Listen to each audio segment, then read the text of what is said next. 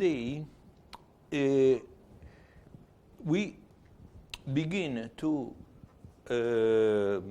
extend the framework of the Moivre-Laplace central limit theorems.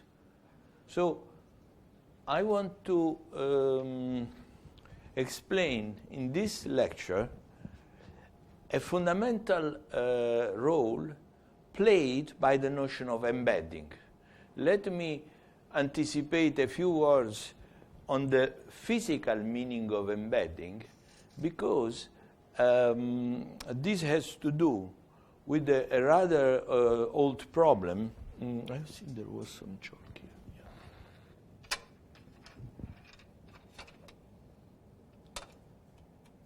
Yeah.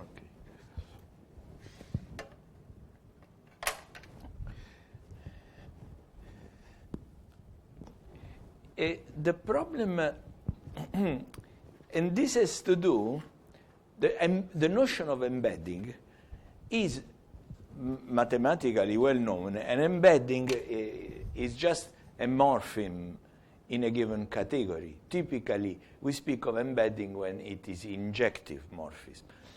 And the category, in our case, we will keep in mind the three main categories: vector space, Lie algebra, and star algebras. From the physical point of view, embedding has to do with something that physicists consider in some sense obvious, but mathematically is rather subtle notion. What is a composite system? You see, you have two systems that interact, okay? So typically, if you ask a physicist a composite system, that will be this. This will be the answer. But let us discuss one thing. Typically, what is the state space of this system? In quantum mechanics, you are in Hilbert space. And so if you have two systems, what is standard is to take the tensor product as a. But already with the Fermi, in the Fermi case, we see that the tensor product is not a good thing to take. We need the antisymmetric tensor product. We need something different. At the level of algebras, again, we have still the tensor product of algebras. But let us see, what does it mean embedding in this context? Let us fix the algebraic setting, because this is the one that we will pursue today. So the typical idea, if you look at von Neumann book, which is still something that is very, very good reading, I suggest you very strongly to read it, called The Foundations of Quantum Mechanics.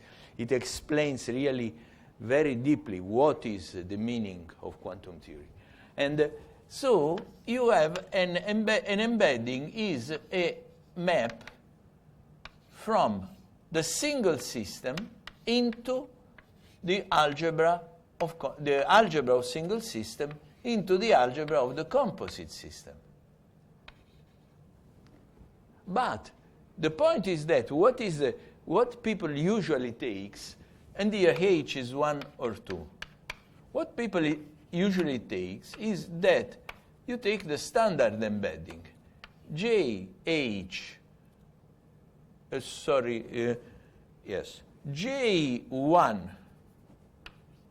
H1 is this.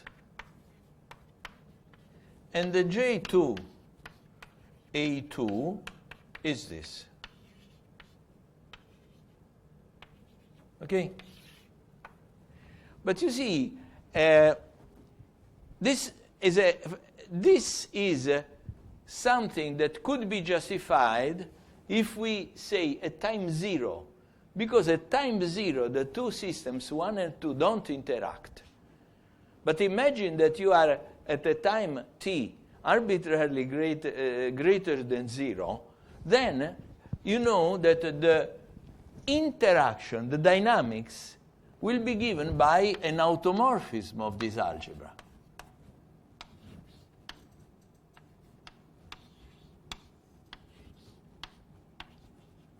So at time t, the observable of the single systems will be moved.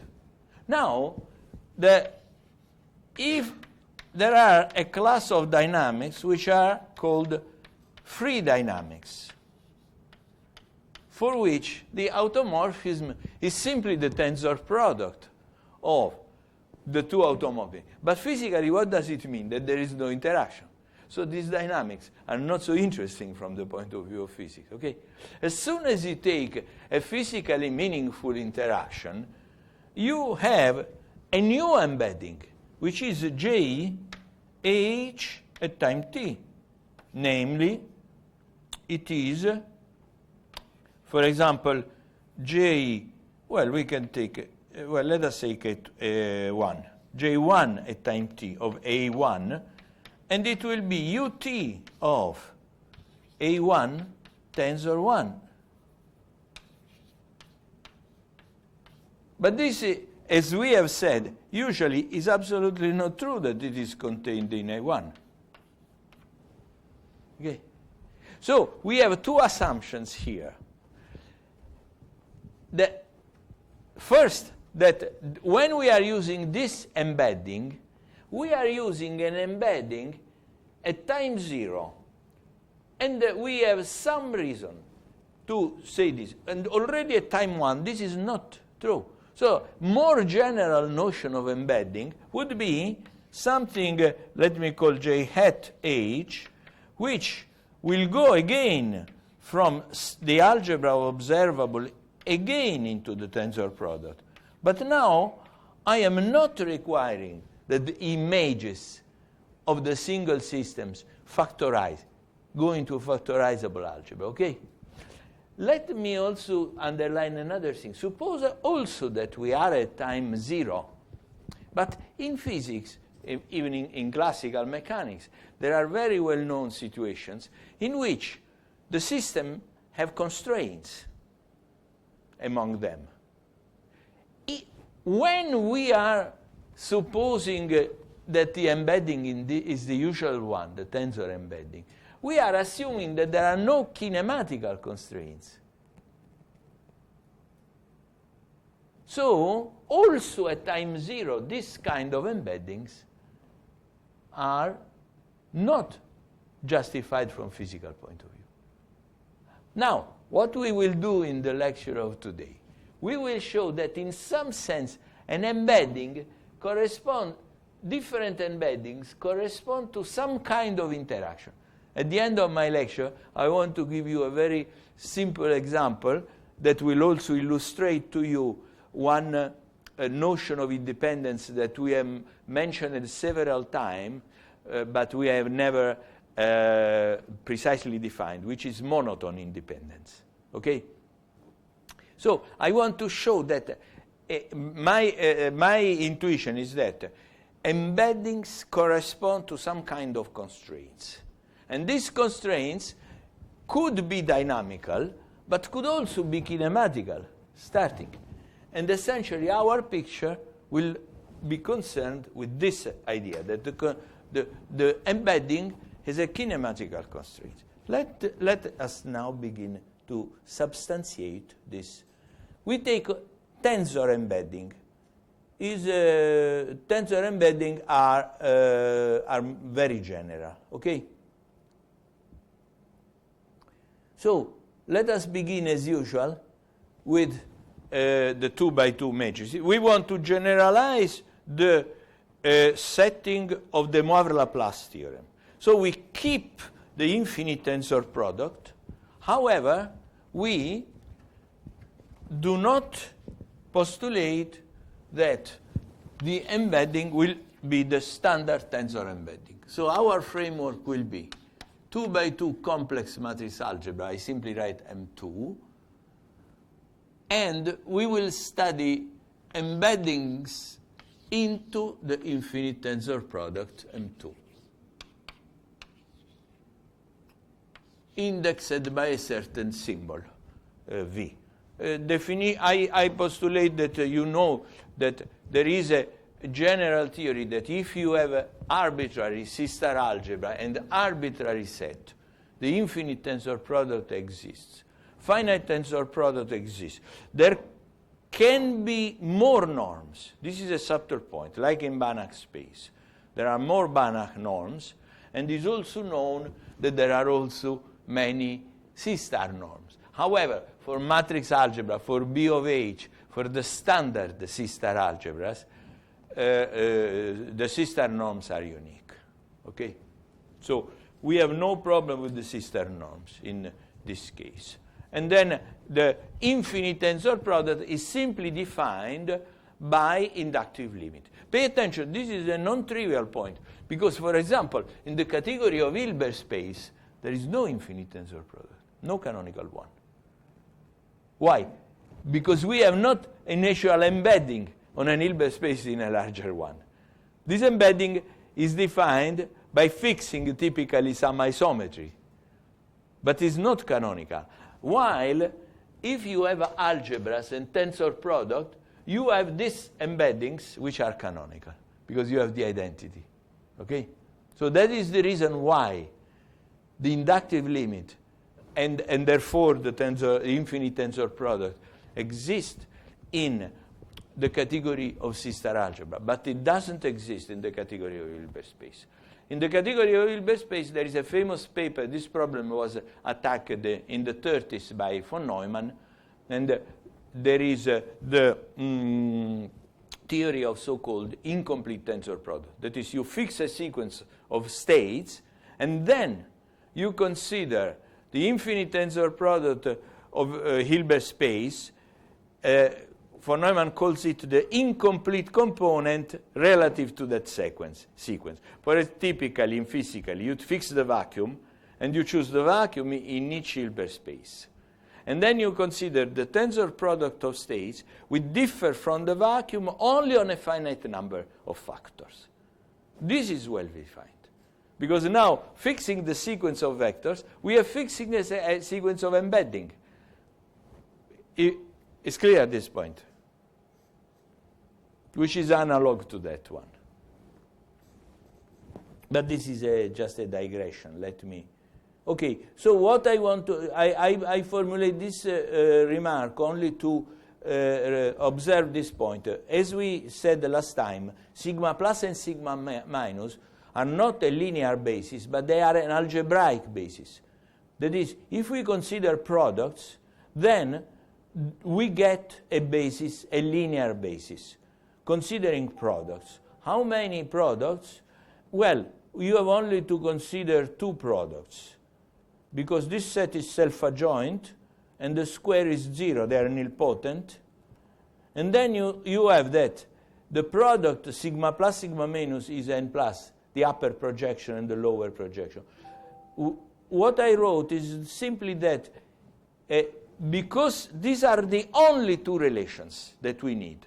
So if we want to define an homomorphism, if we want that a certain map J defined on these algebraic generators, and we want to extend to homomorphism, then we need to check only this 1, 2, and 3 and 4 relations. Then automatically we will have an homomorphism. So this will be used by us when we study which embeddings are homomorphisms. We will use this theorem. I don't give the proof, it's elementary.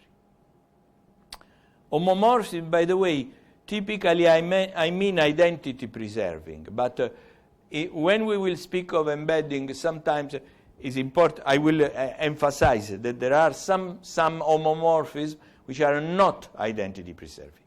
And they play an important role in quantum probability, as you will see.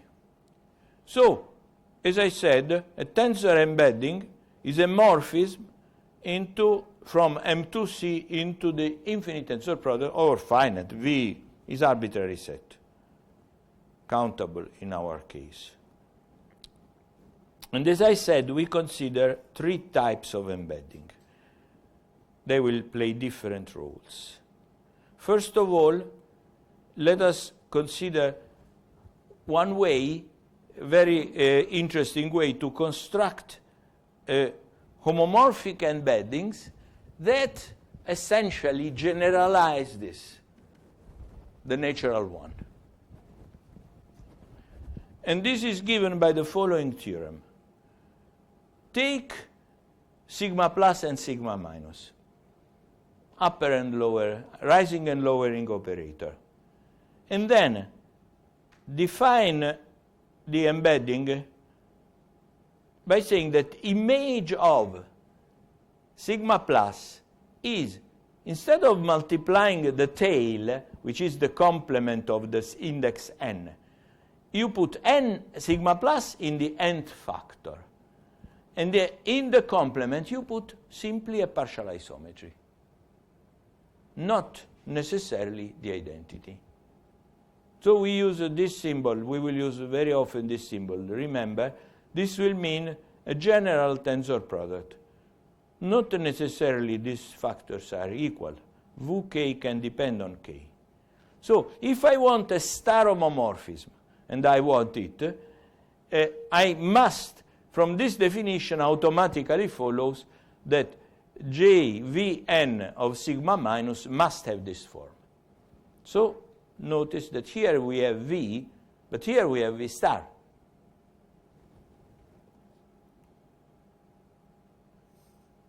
And the theorem is, this I can always extend to a linear homomorphism. However, if I want a C-star homomorphism, so which preserves also multiplication, then this can happen if and only if V is a partial isometry. Pay attention that a very important class for future use, a very important class of partial isometry are the projections. Okay? So the proof also in this case is simple.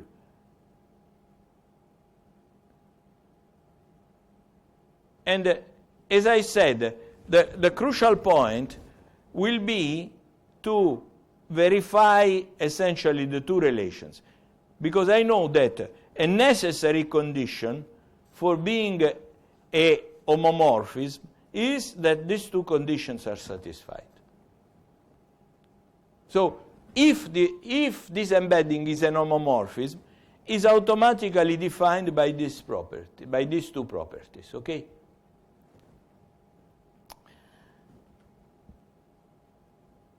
So notice that in this case, however, the embedding for n plus, the tail for n plus, will not be the same as the tail for sigma plus and sigma minus.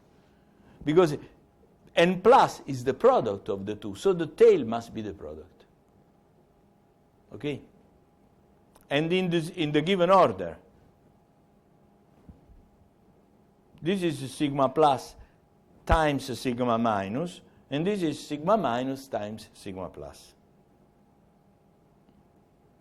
Of course, if V is unitary, then this is the identity. And we find that half of the generators have the usual embedding, but the other half is not.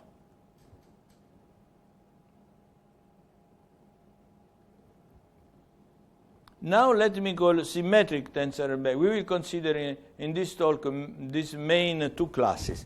I call symmetric and asymmetric. The word symmetric refers to the index V. So symmetric means that I have no special relation between elements of V. So V is a pure set. So I distinguish the tail only by complement. So let me fix a parameter Q in the complex numbers, and I fix this embedding. So this is what we said, only that I put sigma 3. Remember that in our notations, sigma 3Q is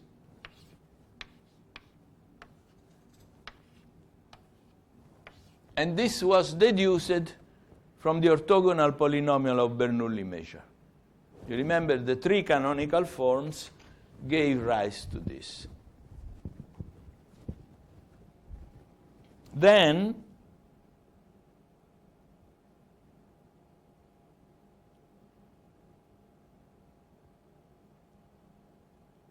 I consider the following embedding.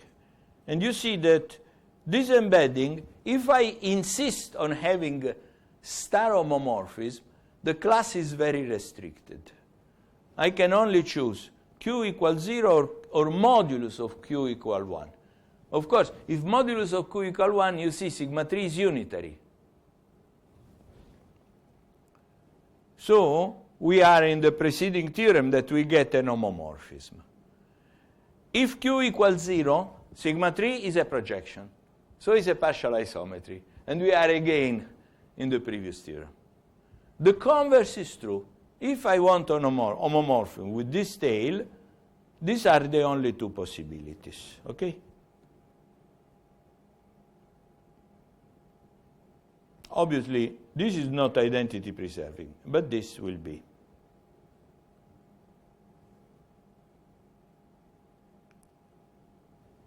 Now, let us consider the case in which this is not an homomorphism of star algebra, but only a linear homomorphism. So, we will consider now this embedding where I don't put limitations on Q. Sometimes I will use Q minus 1. So you assume, implicitly, I assume that Q is 0.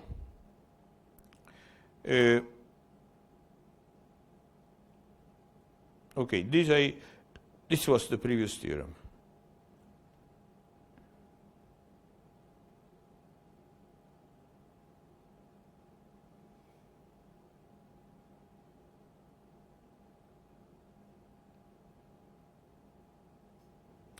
Now, what I do here to show you how embeddings, I want to show with these examples how embeddings are strongly related with the commutation relations.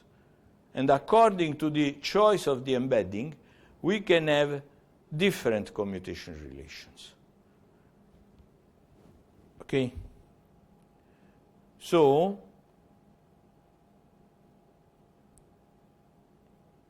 in this case, I want a linear embedding. So I will extend. I have defined the embedding with the Q parameters on the generators sigma plus, sigma minus. And now, I want to extend to a linear, so I need the other two linear generators, but I will choose a different parameter, P, not necessarily equal to Q.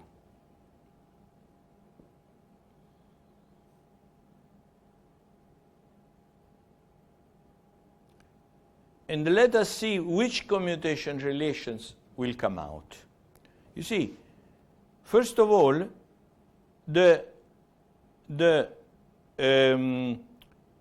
for now I consider the commutation relation for different m and n, because for fixed m and n I know what they are. The problem is that I know what they are. I mean, because what is another important point that I want to show you is this.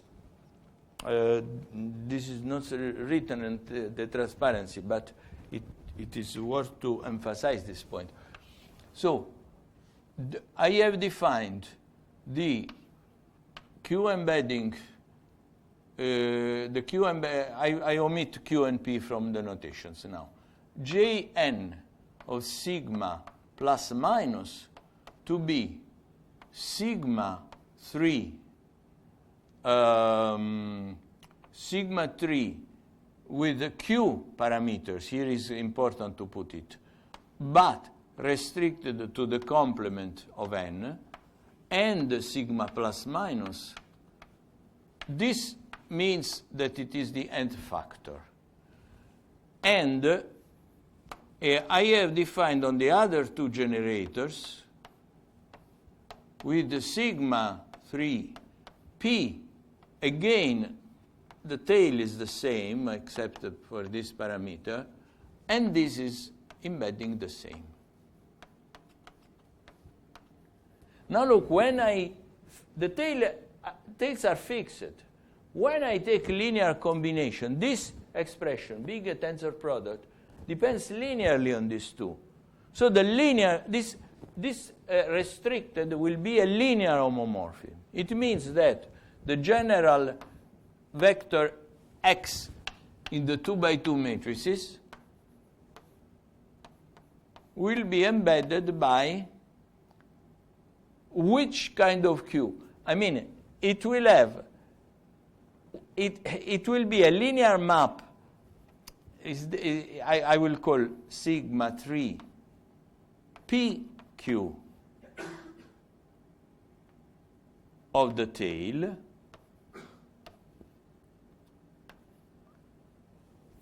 and then I will write this formally X. What this formal identity means? It means that I have in X, I split in X the diagonal part and the off-diagonal part. OD, off-diagonal. And then this relation means that I have this one. Sigma, the diagonal part will go with P.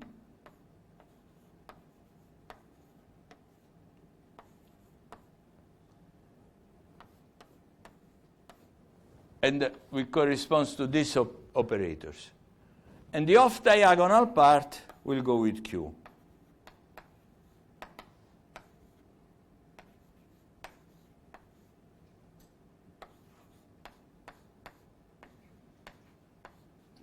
Okay? So these two show that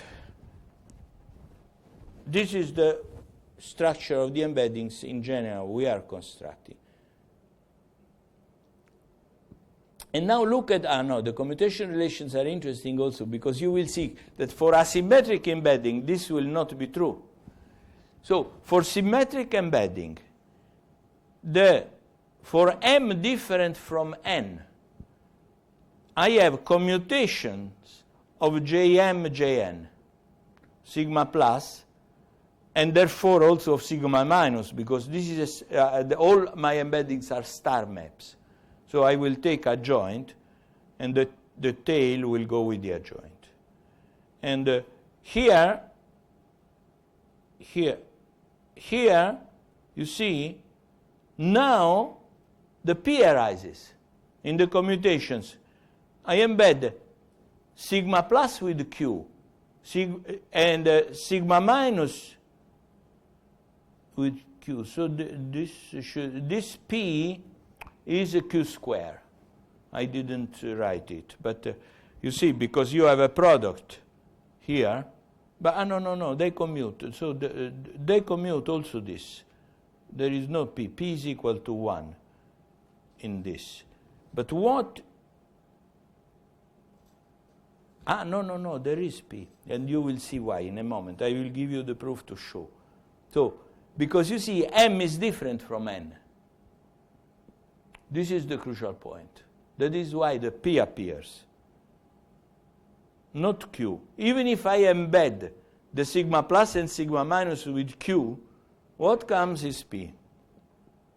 Now, here I embed sigma plus with Q and N plus minus with P, and here comes P minus 1.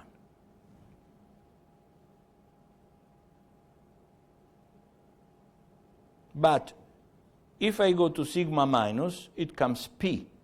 So the sigma 3 is a corollary of the N plus minus, because if you remember, sigma 3 was, if you remember, sigma 3 was N plus Q N minus. In fact, here I should make a little bit of a correction for the off-diagonal part. For the diagonal is okay. But for the off-diagonal, I should do a correction, which is plus sigma 3 q n complement times x plus, which means x, the component on sigma plus, and sigma 3 q conjugate n complement times x minus. So this is a correction, because when q, what I wrote before is true for q real, but for q complex, the full form is that I corrected now. Okay. So now let me show you how the commutation relation arises. I want to show you why, for example, here it comes, from where it comes out,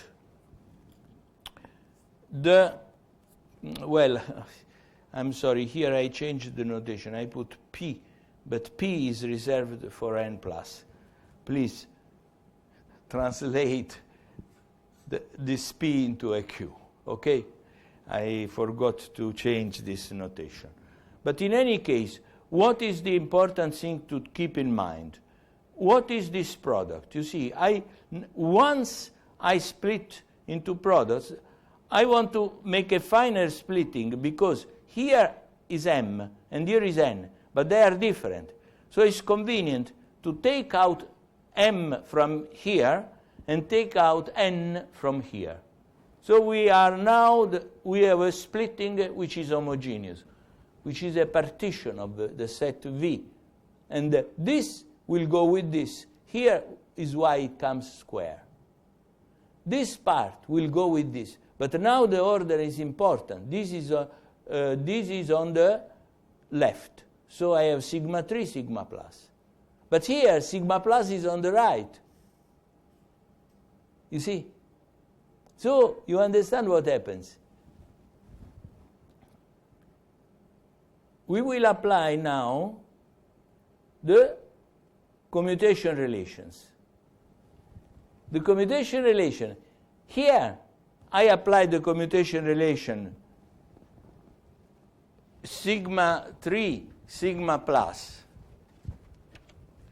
The general commutation relation will be sigma plus minus, here is sigma 3, sigma plus. I put here in the order that we meet. So sigma 3, sigma plus minus will be in our case with this notation P minus plus sigma plus minus. So minus P to the minus means minus 1. So the inverse of P, okay? So if I commute with sigma plus, I get the inverse of P. If I compute with sigma minus, I get P. But since there are both, they cancel. Now let us see one situation in which they don't cancel. Consider sigma plus, J, the commutation of sigma plus with sigma minus. Here, I have written explicitly this product. So again, I divide into the three homogeneous indices. Again, I get the square here. This will come, this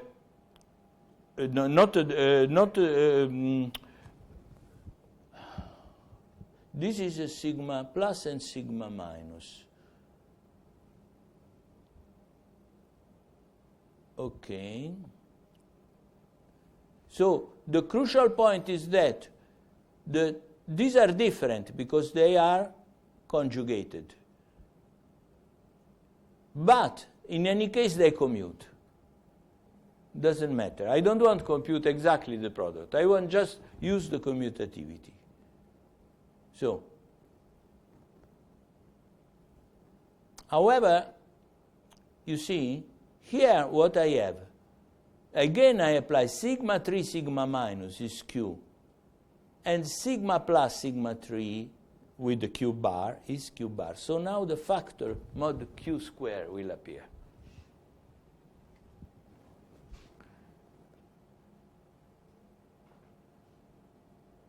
And this gives the Q square commutation, mod Q square commutation relation.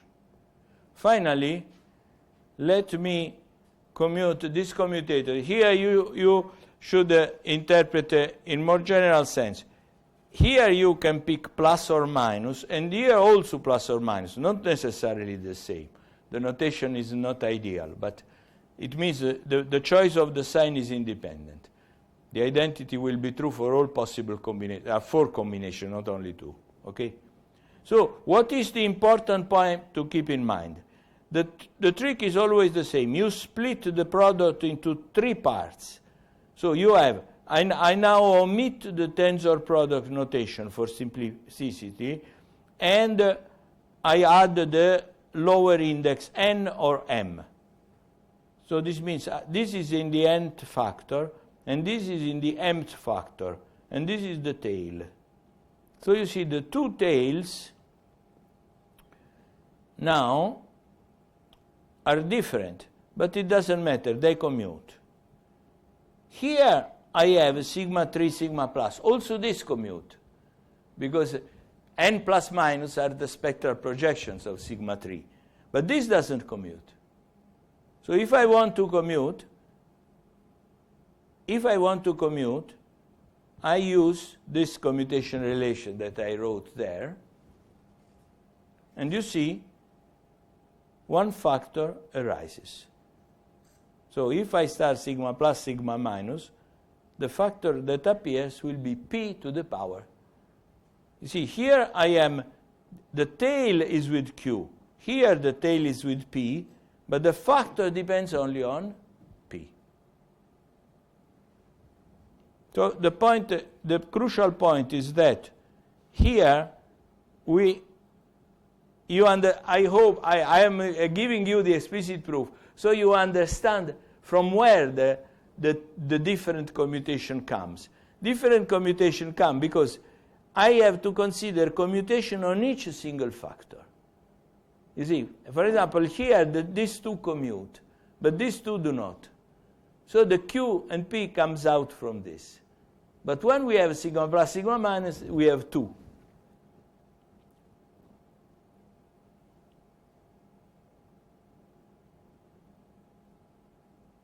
Okay, and then we have the commutation with sigma 3, I leave.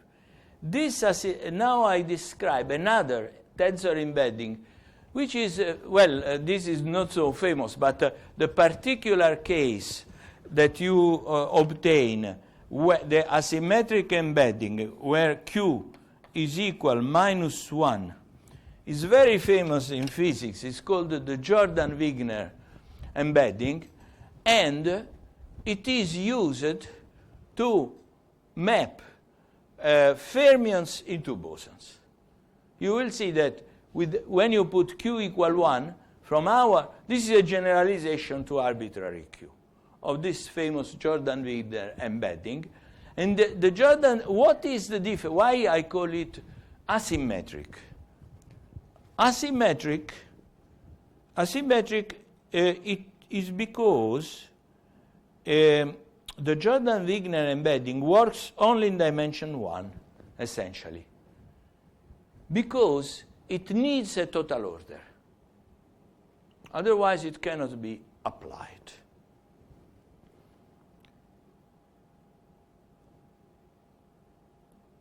Let me mention that the continuous version of the Jordan-Wigner expansion was introduced by Hudson and Parthasarathi, who proved their famous bosonization theorem, in which they were able to map boson stochastic integral into Fermi stochastic integrals. show that there is the canonical transformation is the continuous analog of the case with which we studied with Q equal -1. The deformation of this was studied some years later by Michael Schurman. So we are not saying something new here, but it is an important embedding, and it has consequences on the central limit theorem. I anticipate that what are now called the Q commutation relation will come from this embedding in the central limit theorem. The previous embedding, the symmetric one, gives another type of Q commutation relation, which is more complex, more, how to say, interacting in some sense. So I use this notation. I put the past of n means those that are before n, so it means that this x is localized on the part of the tensor product which is before n. And this is localized on the part which is after n. And so you can similarly define all variants, include the boundary, not include the boundary, put an interval, etc. The left embedding, or Q Jordan-Wigner, is defined as follows. You see, why left? Because you put the Q only on the left. On the right, you put the standard identity embedding. So it's a mixture. Okay? Why this mixture is important?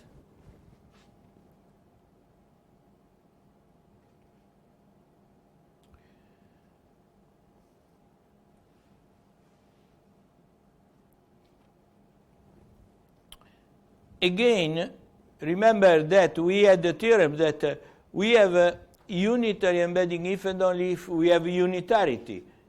The Vk was unitary. In this case, Vk is either equal -1 or equal +1. So we are in the framework of unitarity. And so it is homomorphism, star algebra homomorphism. Okay?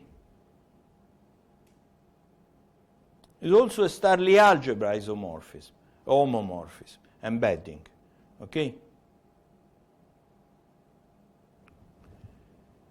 Because the star algebra, in order to complete how to say, if you want to complete to a star algebra homomorphism,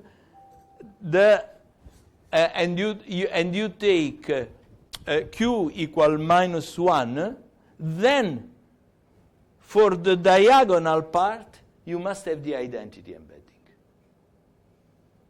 because we have seen this is a necessary condition for the homomorphism. There is a constraint.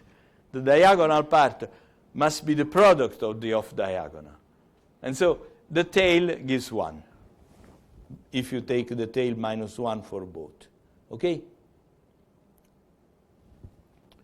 So this is the proof. If you want an homomorphism with arbitrary Q, it must be 1. But you can extend, as I said verbally, into an homomorphism. Okay. And this is not important. The algebra we will not use. What will be very important is this. Okay. You see, if you remember, in the symmetric Q embedding, the plus and plus commute for different m and n. But here is not so. They don't commute. They Q commute. And this is the embedding. Because, you see, if you put the standard tensor product tail, you have the bosonic embedding in which different indices commute. If you put Q equal -1, you obtain the different indices anti-commute. Okay? And since M2 is the CAR algebra, the 2 by 2 matrices, this is the Fermi algebra. So this is the embedding of Bose into Fermi, since it is one-to-one, of Fermi into Bose.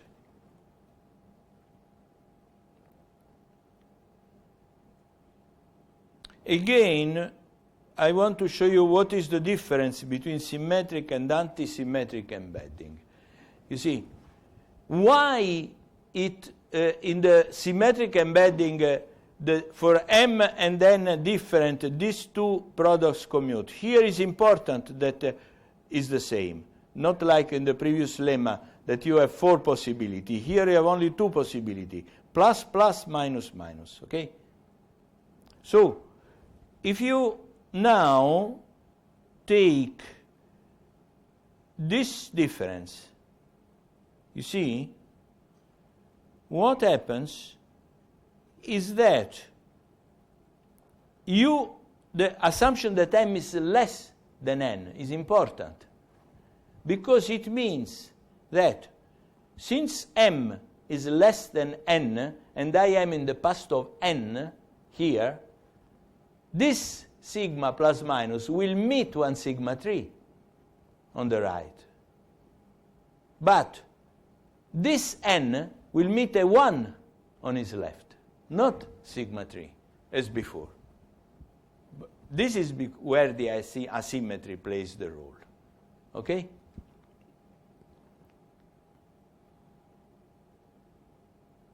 So, when I form,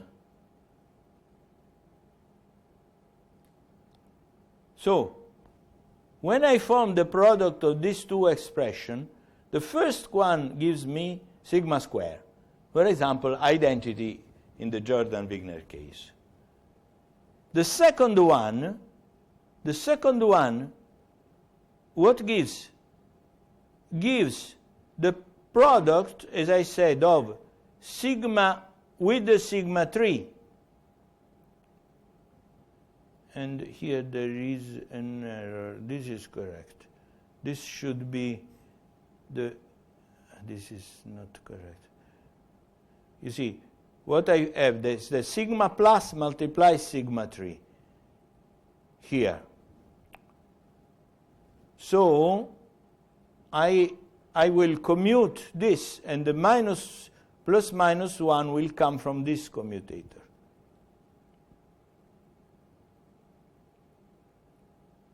Because you see, now I have the same order plus minus, because I am considering the commutator sigma plus sigma 3, not sigma 3 sigma plus. That gives minus 1, and this gives the exponent plus 1. Okay? So this is the important difference between symmetric and antisymmetric. So you understand why, if you remember what happens in the central limit theorem, you get left with the pair partitions, and which correspond to the same index. So, when you have a totally entangled pair partition, you have to do some commutation relation to bring together two equal indices. You see, that is why symmetric and asymmetric indices lead to different central limits, because the commutations behave differently in the two embeddings, in the two types of embedding. Okay?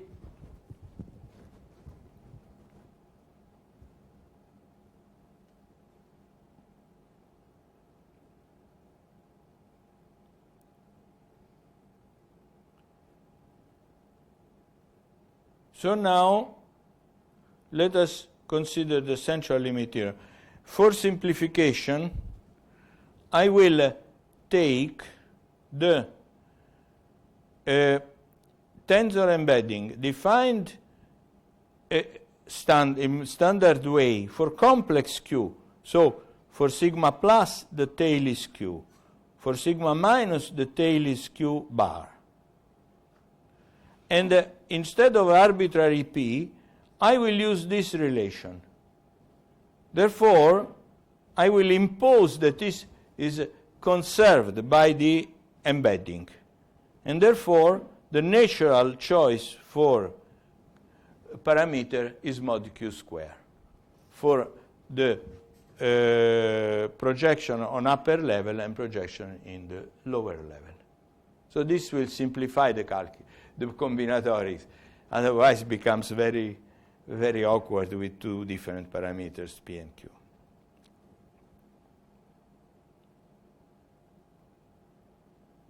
And so automatically I have sigma 3, because sigma 3, remember, the three fundamental objects in the Bernoulli, in the Moivre-Laplace, the quantum version of the Moivre-Laplace, were sigma plus, sigma minus, sigma p embedded in the nth tensor factor. Here, we are studying the similar situation, only that we are using a different embedding.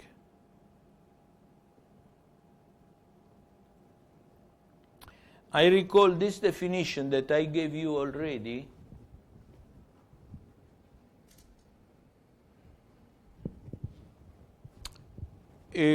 Well, this is a definition that I already gave you in the what do I mean by homogeneous computation relation? I only remember you to remember that homogeneous means that the parameter Q and S that come out, they do not depend on the M and N. In this sense, homogeneous. We will consider in our case, the parameter C will be 0.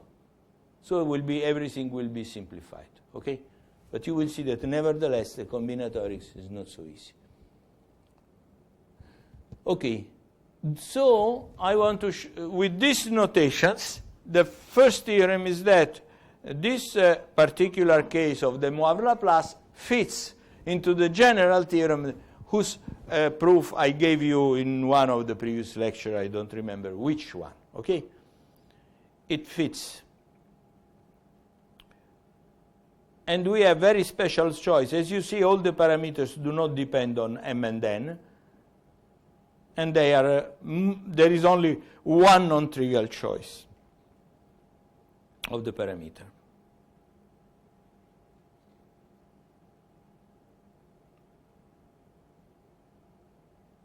Now I will choose, now I will fix Fock state.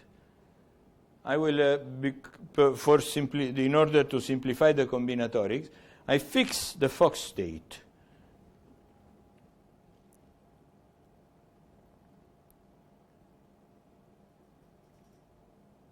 This now you remember very well.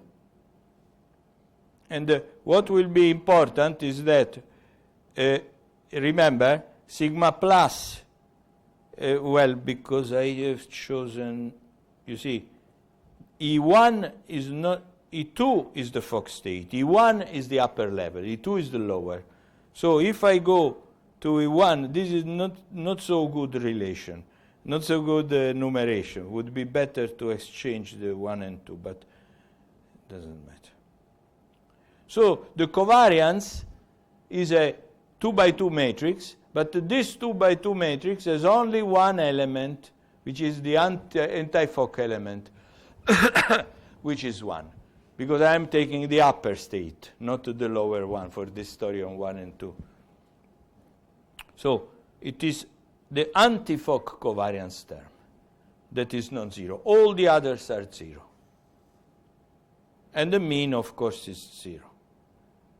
So the covariance is 1. When the only non-zero covariance is 1. Now, we use these notations.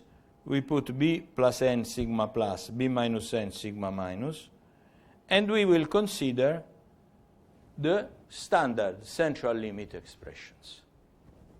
We know from the general von Waldenfeld's lemma, here we have a very homogeneous case, product case and homogeneous case. So the covariance, there is no need to take ergodic averages of covariance. It is a constant.